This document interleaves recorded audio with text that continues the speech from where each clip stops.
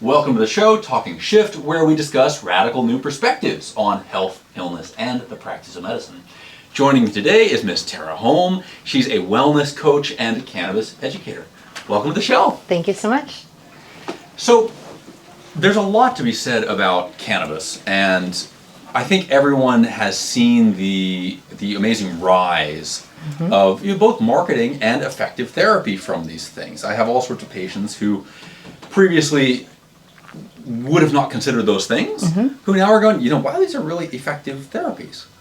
Tell me a little bit about how you came across this and how you're bringing this into your health coaching business personally. I was seeing a lot of my clients who was having either pain, they were having trouble sleeping, they were having inflammation, and they were tired of taking prescription drugs. They noticed the side effects of prescription drugs. Either it was numbing them out or they were having continuing side effects from the drugs. Yeah, not insignificant. There's this tendency culturally for us to ignore the side effects of medicines and just say, well, that's the price we pay. And when new tools come around for those things, it behooves us to pay attention. Yes. And I believe when it became medical here, it really opened up a lot of people that said, okay, I can go get a card from my doctor and I can do this legally and I can go into a dispensary and get my products. Yeah, I think, in Kansas we're in kind of an unusual situation because we're bookended. Both Colorado and Missouri have different rules than we do. And, I know that people are somewhat restricted by those legal limitations. Still, one thing I will say from my clinical practice is I see a lot of folks who find therapeutic benefit, either in whole cannabis or CBD, Yes. or mixtures of CBD, THC extracts. Yes. And I agree with you, it's a tool in the kit. I'll say that one thing that I sometimes orient patients around is that cannabis products also are quite trendy right now, which is great. Like every time we get a new tool, there has to be a little bit of a flash and a bang to get a bit of attention. Yes. And simultaneously, it's not a cure-all. Right. But it certainly has a lot of therapeutic value. Yes, because we're even now coming out with products with like CBG, and those are so we're adding more and more, and people are understanding that you don't just have to smoke flower or eat a gummy. You can have real fruit now. We have dehydrated fruit that's low in sugar for diabetics. Oh, interesting. We have sugar-free suckers, for diabetics. We have pain cream that you can instantly put the pain cream on and feel the inflammation release of your body just naturally healing itself. Yeah. Cannabis, of course, has been recreational for an incredibly long time. In the U.S., certainly since the 60s, people have been very, very aware of it. And it's had that stigma for a long time. First, there was this sort of stodgy sense of it as a drug of abuse. Although people who were using it, the hippies back in the day, they had a very different sense of the sort of psychogenic potential, the sort of spiritual aspects of that as well. And then into the 80s and the 90s and the 2000s, people were kind of like, okay, well, maybe there's something else to this. And also there was kind of maybe, as the hippie culture died out, there was maybe a little loss of the spiritualism and maybe a little rise of the abuse, or the sort of, in the way that some people abuse alcohol. Like, let me just zone out, right? Right. And I think that stigma is still somewhat there, but I see it decaying a little bit as people see more of the therapeutic value. Yes, because you're getting, very tested, well-tested, products that are, giving you sativa or an indica or a hybrid. And it's like telling you exactly like how it's going to make you feel, not just, hey, here is something we're not really for sure how it's going to make you feel. We found it in a ditch. Right, right. So now you can actually like pinpoint, like, this will help me with inflammation, this will help me with pain, this will help me with anxiety, and you can pinpoint different products that's, going to help you at each different level. That's kind of how do you feel about the clinicalization, or the sort of the application of science to cannabis, right? Because there's kind of two sides to that. It's a double-edged sword, right? You want my honest opinion? Yeah. That's what we're here for. They want to hear. I mean, we've been lied to. And we've been lied to about everything. This is a plant. God put it here. It's on Mother Earth grew it. And it is a plant medicine to help you. And, you know, we've been taught to run to the doctor anytime you have an ailment to, you know, get fixed or, you know, and put all your trust into them. Yeah. And That's a dangerous position. correct. And, you know, we've just put all of our trust into them and just said, okay, we'll keep taking all these medications. Well, now we're sick. And That's the reality. We're really the medical sick. system is broken. Yes. Yeah. And so, you know, we weren't given the truth. I mean, even, you know, in the medical field, you're not given the truth about cannabis. Right. And what it can do and how, you know, you have already that system in your body that can, you know, knows what to do with the THC and the CBD and We've the got CBG. the receptors built in. You already have it. And that's the sad thing. And, you know, a lot of things were taken out of our history of, you know, how we should follow the sun and the moon phases. Yeah. We talk about that stuff all the time on the show because Yeah. what we're trying to do is we're trying to re-empower people to be able to manage their own health. Yes. To Ask feel like, questions. oh, I have the capacity within myself to be healthy. And, you know, sometimes we have to kind of give the body a boost here and there. But the body is fundamentally fantastic, much better than MDs at maintaining homeostasis. It's an individualized process. And I always appreciate, therefore, the herbal approach, broadly speaking, because I think of that as ways to nudge the biology rather than twist the arm of the biology. And of course, most pharmaceuticals are derived from herbs. Right. But they get to this point of extraction and refinement where we lose what's technically called the entourage effect. Like when we think about cannabis, right? It's like, no, it's not just the CBD, it's not just the THC, it's not just the CBG.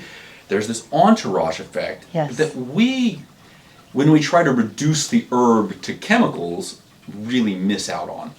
And there's great examples of that happening in our modern pharmaceuticals as well, where we take an herb and we say, oh my gosh, that's amazing. Let's turn it into something patentable and make a profit off it and yada, yada, yada.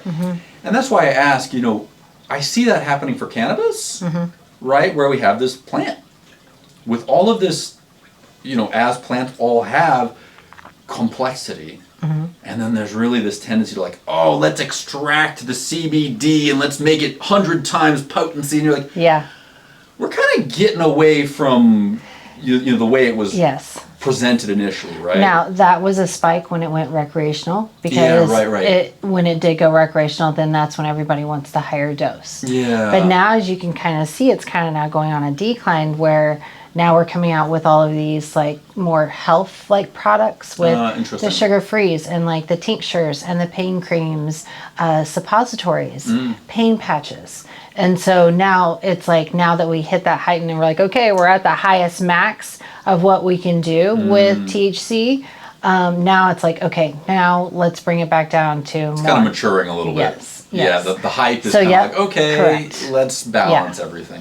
So now that's a nice zone. We're coming back down to more of, hey, let's focus now on health. Cool. What are some of the most surprising things that you've seen cannabis do for your wellness clients? Get them off of all of prescription drugs and drinking. Alcohol is, you know, is right up there or even more than prescription drugs. And I have seen so many people this last year give up alcohol. Cool. And it's just completely turned their life around. And it's just, it's beautiful.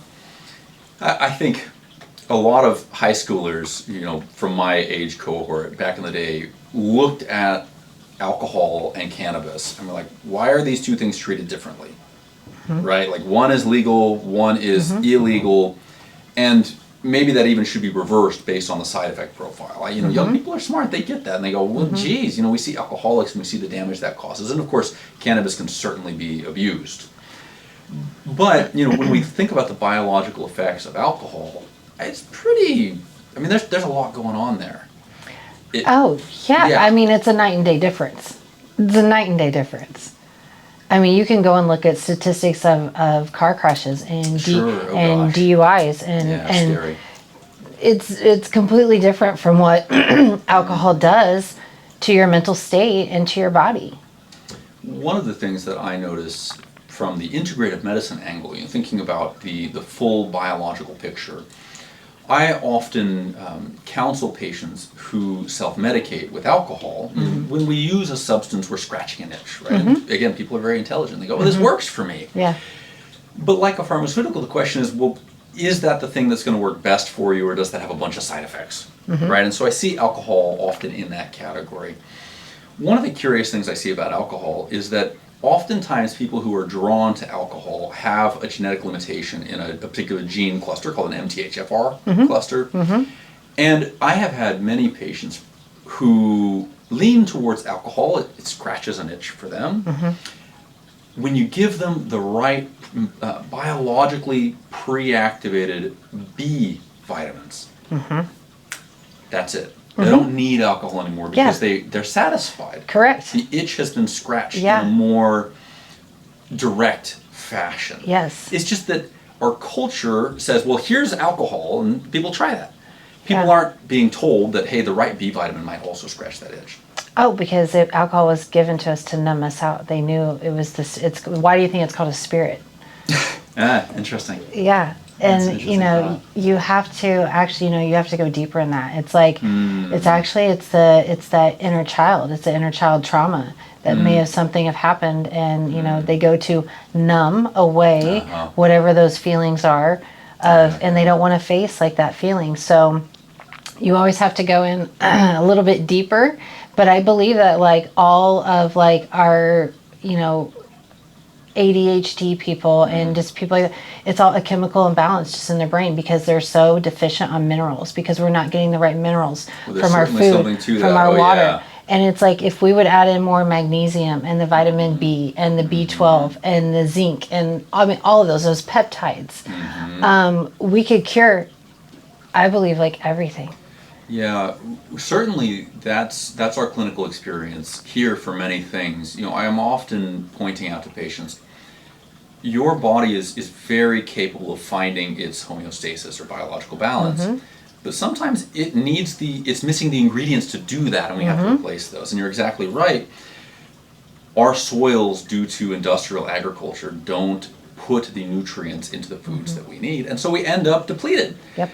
I read a study recently, I think this was from a Stanford School of Health, there was a PhD there who published, pointing out that over 98% of Americans are clinically deficient in a mineral. Yeah. And it's like, holy crap! Yeah. Because these minerals, that particular mineral was magnesium, it has about 100 plus different known biological pathways that need it. Yes. If we're deficient in that, where does it leave us? Well, maybe we feel like we have to, use some other crutches if we can't run our own processes. It's a dangerous cycle, if we're not being to the root of things. Correct. Yep. Yeah. So how do you see cannabis and cannabis products fitting into that? Because I tend to think about cannabis often less as, a nutrient that's going to fill in fundamental gaps and more as a crutch or a band-aid, a symptomatic therapy. And there's nothing wrong with that, right? If I sprain an ankle, I want to have a brace until it heals, right? Tell me about your thoughts on cannabis and its kind of role in that whole milieu. So like what you said earlier, it's a tool. So it's a tool in your tool bag. So because of the variety of products that is out there, so you do roll your ankle and you do want to wear a brace, but you're like, I really don't want to go and take that Tylenol because the Tylenol in 4 hours is going to wear off. I would rather go get the pain cream and maybe do a couple drops of the tincture of a 1-to-1 with CBD underneath my tongue and put the pain cream on there for a couple of days and let that work. Or you're traveling and you go overseas and you're like, or you come back and you have, jet lag and you're like, I'm really tired. Maybe instead of going and taking a sleep aid, you go and take a nighttime gummy or a nighttime drink. So I feel like, in different situations where, you need different tools, cannabis fits in all of those, different areas. Well, it's a nice way to think about it too. You mentioned something that I think is going to be surprising to people when we dig into it. When we're thinking about, let's say, maybe using a CBD pain patch instead of Tylenol. Culturally, historically, people are like, well, Tylenol's simpler, right? It's easier, it's over the counter, it's cheaper, all these things. But the reality is that it actually has a lot of side effects that kind of get brushed under the table. In mainstream medicine, they certainly think about Tylenol being something that taxes the liver, but usually that's more like, daily use can build up to that. But there's an unspoken side effect of Tylenol that makes me not give it to my kids, for instance. One of the mechanisms of Tylenol dramatically and aggressively depletes our internal glutathione. And glutathione, I measure people every single day for their glutathione levels because we live in an industrial society, there's toxins everywhere, and glutathione is our master detoxifier and antioxidant. And when I measure these, it is one of the things most commonly that's depleted. When we think about something like Tylenol, depleting glutathione, that is not without cost. It's just an obscured cost. And if there's a topical patch that gets the job done without robbing me of this precious ingredient, triply so in our industrialized society where I have to huff gas fumes on the highway, whether I want to or not, that changes the equation. And it's like, if I can use a little bit of a sports rub that has some CBD in it, and it takes care of it, rather than I take, Tylenol 4 times a day for 2 weeks. Hey guys, that might be a superior tool. I think it's just us getting that education out there to people because, like I said, we just were not, educated about that. And I feel like people are listening. They are waking up and understanding that my doctor doesn't have my best interest. And I'm fond of saying, as a caveat on that, I think doctors are sweet people and they're smart. Yes. But also they exist in a system that doesn't let them thrive. Yes. Demoralizes them. They get stuck. It's controlled. Yes. Yeah. And the philosophy is. Yeah. And I'm a firm believer in both Eastern and Western medicine because there is a time and place for both. We need both. But you're right. It's, we've just been silenced, for so long. And, now it's good to have this conversation. Yes. Right? Like that's why we're doing right? it. Is to say yes. Let's broaden our horizons. Let's challenge the orthodoxy here and see if there are space for evolution. There's a saying that is not my saying, nor is it a new saying. For science to progress, the old guard has to fade away. Yes. And I think that was first quoted or I want to say applied to, but spoken by Max Planck, or one of the early 20th century physicists, right? These guys are like now beacons and heroes of science. And back then they were like, we're stuck because all the old guys don't want to consider anything new because they're getting paychecks. And it's very complicated to progress things. And so this sort of conversation, I always find enlivening. It's like, okay, let's shake things up a little bit, because the dogma is very easy to get trapped in. Even if it has limited merit. And, let's be honest, there wasn't a lot of research on cannabis. Right. There just wasn't. You couldn't get funded. And, for sure. Or you got shut down. And so now it's like we're doing these studies, we're seeing the effects on it, and it's like, no, this is the science. This is really, the truth on how it's affecting you. Yeah, I have a lot of older friends who are old hippies. And they look at the industry and they get a little nervous. Again, it kind of goes to that loss of shamanism or spiritualism. They're kind of like, okay, this thing that has been really good for them for a long time in their communities is becoming commercialized. Yes. Yep. What are your thoughts on that, as someone who kind of walks in both worlds on that? We live in North America. Everything is going to be commercialized. That's true, right? This is the world we live in.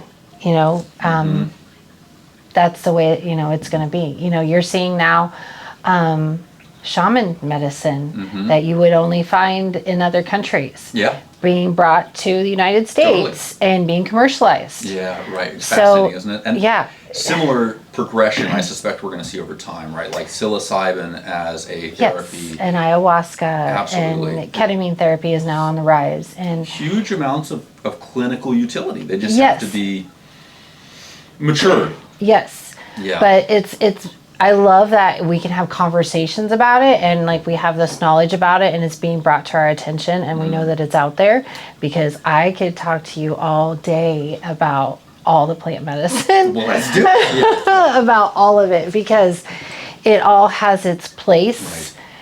Right. And it's all getting commercialized, and in that process, when you take that away from the shaman and the ritual, it becomes cheapened and potentially dangerous. Yes, absolutely. But it's again up to us to ask questions. I love that. And to be aware of, does this feel good in my body? Does this not place, does it not feel good? Again. Is it a fit for my unique biology? Yes. And I love that, and I tell people that about pharmaceuticals all the time. Same thing. We're not one size fits all, as much as mainstream medicine would love that to be reality. Yeah. It just ain't, Yes. and it ain't going to happen. Yes, correct. Even the best pharmaceuticals that are just given out like candy, there's a substantial amount of people for whom they're ineffective or intolerable. We're not one size fits all. Yes. And that's with education, that's with jobs, that's with everything. Yeah. It's everything. But, we all, I feel, we are rising. We are coming back to self. And, those people who are stepping up and taking control of their health. They are asking those questions. And we are rising. We are healing. It's a beautiful thing. It is. Yeah. It is. And even when we have dramatic challenges, there was the whole pandemic situation, and as negative as that was, I do think it also was a bit of a crucible. There was an acceleration where people go, okay, hang on, I really do have to fend for myself. I can't just rely on the orthodoxy here. I have to be thoughtful and, okay, what works for me? What's really happening here? Who has my best interest in mind? What is the system? How do I fit into it? Raised a lot of really useful questions for that growth and actualization. It did. It did. It had to happen for us to, wake up and... Yeah. I get nervous. I'm like, oh God, it's an election year again. What's going to come out of the woodworks? What new challenges are going to be brought to us? Yeah. I don't watch any of that, so I have no idea what's going on. I don't think you're missing anything, frankly. But nope, I just I do what's best, for me, and I do the same thing. I advocate for people. It's like, no, you have to listen, and I teach people, how to listen to their body and how to ask those questions to themselves to get those answers. And I love that. Just listen to your body, and does it feel good? I'm fond of saying that consciousness is the root of health. Or awareness. If I don't know what's going on with my body, it's very hard to make an intelligent step forward. Yes. And yes, I'm an MD, but a lot of what I do is health coaching, right? It's like, how do we empower people? How do we help people see the big picture in themselves, right? And maybe that sounds flaw, but it's a real statement. Yeah, and in healthcare, everybody wants that magic pill. They always want the magic one thing. Yeah. So it's like when they think of this overall, I have to be healthy and all of this, they get overwhelmed. But to make it easy, that's the trick, is you just make it easy. You tell them, we're just going to find your balance. And you look at their day from the time they wake up to the time they go to bed, and you find what works for them. And you teach them simple little tips and tricks, and you make it easy. Because when it's easy, they'll do it. Right, absolutely. Yeah. I think that's one of the allures of a pharmaceutical, is that they're often backed by something that they can say, oh, it clearly worked. But the more awareness that we practice, the more attuned to our biology we are, the easier it is for us to understand that, even about something like a meal. I ate something, how did that make me feel? It takes a little bit of time, and for a lot of people it takes some rewiring and attention, and I don't know, I just eat. And my stomach hurts later, and that's fine, it's just the way it is. Yeah. You wouldn't believe the number of times I've heard that, and it's like, that's our culture, it totally is. And so when someone takes a pharmaceutical and it's like this hammer that smashes them, hopefully constructively, And they go, oh, I felt that. Or like, my blood pressure's down. I measured it, I saw it. Yeah. Okay, cool, I get it. Yeah, that's feedback and that's important. But also, is there a way to do that that's a little bit more foundational? There is, but we have to practice the awareness to get the feedback, right? I eat something, oh, I feel relaxed, I feel energized. That's probably a good thing for you. Yeah. Right? And so in all of our daily activities, we can ask for that feedback. And our body will talk to us. And then we build and we become more powerful. Yes. Yes. You're absolutely right. And no one can give us a pill for any of that. Correct. Yeah. So, it's, But all helping people do that and helping them come to that awareness, you know, breath work is becoming more mainstream. Yeah. More people are, you know, doing, you know, conscious communications classes. They're doing Reiki. They're doing, you know, the energy work, and they're, you know, so it's becoming like more and more, it's like, okay, you have more and more tools or more and more spaces that the same like-minded people are in the same spot, and it's like you have that connection. And people are finding community, and they're finding their tribes, and that's how they're growing. I posted a video just a little while ago onto our YouTube, and it ended up making it onto the local Lawrence Reddit pages. And I was talking about glyphosate being used in our parks, and I was just, you know, I was like, come on, guys, like, we know better than this. The science is rather refined and obvious on this. Let's not do this. And, you know, we get into our insular groups, and I was kind of, I ended up seeing this on Reddit, and I was surprised that there was so much negativity about that. And people were like, oh, he's just a quack, and he's like, oh, I'm happy to debate you on the science of that. And it comes to mind for me because, you know, you're talking about Reiki and things. And this is, I think, kind of undergoing a similar trajectory, where for a long time, there's been a group of people who are like, oh my God, that is real, and it makes a difference in my biology, and I value it. And it was pretty insular. And now it's kind of, all these pieces are becoming slightly more mainstream. And people have more community, and they can go check that, and they can play with that, and they can validate it or invalidate it for themselves in their own experience.